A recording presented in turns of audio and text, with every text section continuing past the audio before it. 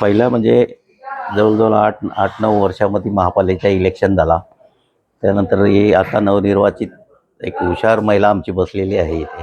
तिचा सन्मान केला आम्ही समाजाच्या वतीने आणि 8-9 वर्षापासून भेडसावत असलेले प्रश्न समाजाचे ते त्याचं एक निवेदन दिलेलं आहे, जेणेकरून इथल्या स्थानिक भूमिपुत्रांचा मच्छी विक्रेत्यांवरती जो व्यवसायावरती गदा आलेली आहे त्याच्यावरती आळा बसला पाहिजे.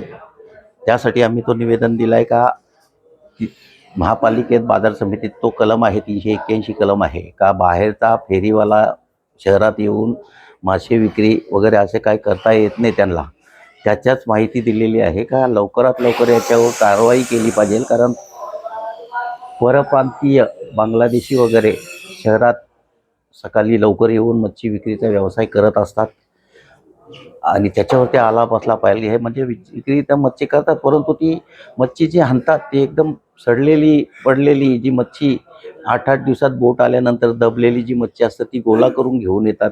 नागरिकांना स्वस्त मिळतो म्हणून ते लोक घेतात नागरिक, परंतु स्वस्त मिळतो म्हणून त्यांच्या आरोग्यालाही धोका आहे. असे त्याच्यावरती बंधन आला पाहिजे. हे याच्यासाठी आम्ही निवेदन दिलेलं आहे.